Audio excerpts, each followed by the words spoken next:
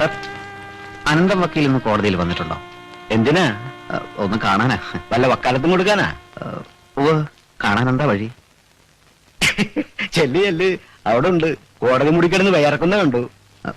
Sir, എങ്ങനെ sir അനന്തം വക്കീലിന് കേസൊക്കെ ഉണ്ടോ? താൻ എവിടെന്ന് വരിക? ഞാൻ ബോംബെയിലെ കാലത്ത് വന്നതാണ്.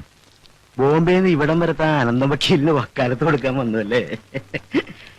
താൻ ആരാണെന്ന് എനിക്കറിയില്ല, എങ്കിലും മനുഷ്യത്വത്തിന്റെ പേര് പറയാ. അയാൾക്ക് വക്കാലത്ത് കൊടുത്ത താൻ കുടുങ്ങും, വാദി പ്രതിയാകും.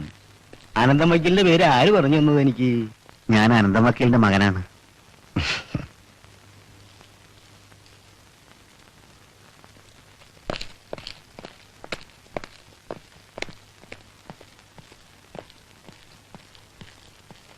താൻ ഒരു കാലത്തും ഗുണം പിടിക്കില്ലടൂ. തന്റെ പിടിപ്പീടുണ്ടല്ലേ എന്റെ അനിയൻ ഈ ഗതിയിലായത്.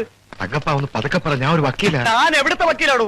മൂന്നാം സാക്ഷിക്കും നാലാം സാക്ഷിക്കും പ്രതിയോടുള്ള വ്യക്തിവൈരാഗ്യം തെളിയിക്കാനുള്ള മൂടും സംഭവം തനിക്ക് ഞാൻ ഓതി തന്നല്ലേ? അതിലൊരു വാക്കെങ്കിലും താൻ പറഞ്ഞോടൂ. അതുകൊണ്ടല്ലേ അവൻ ഈ ഗതി വന്നു. ആ, നീ വന്നോ? ഞാൻ ടെലഗ്രാം അയച്ചിട്ട് എത്ര ദിവസമായി ദിനകര? ടെലഗ്രാം അയക്കുമ്പോ അതിന്റെ കൂടെ വണ്ടിക്കൂലിക്കുള്ള പണവും കൂടി അയക്കണമായിരുന്നു. ബോംബെയിലെ മലയാളി സമാജക്കാർ പിരിവെടുത്തിട്ടാ ഒടുവിൽ എന്നെ ബസ് കയറ്റി വിട്ടത്. അപ്പൊ നിനക്ക് അവിടെ ജോലിയൊന്നും ഇല്ലായിരുന്നോ? ഞാനവിടെ ബോംബെ കളക്ടറായിരുന്നു. എന്തിനാ തന്നെ കമ്പി അടിച്ച് വരുത്തിയത്? പറയാൻ ഒരുപാടുണ്ട്. ഇന്ന് സന്തോഷമുള്ള ഒരു ദിവസമാണ്. വളരെ പ്രമാദമായ ഒരു കേസിൽ എന്റെ കക്ഷി ജയിച്ചു. ജയിച്ചവൻ കയ്യാമം വെച്ച് പോലീസ് ജീപ്പ് കയറി പോകുന്നത് ഞാൻ കണ്ടു. എന്നെ വിളിപ്പിച്ച കാര്യം പറ.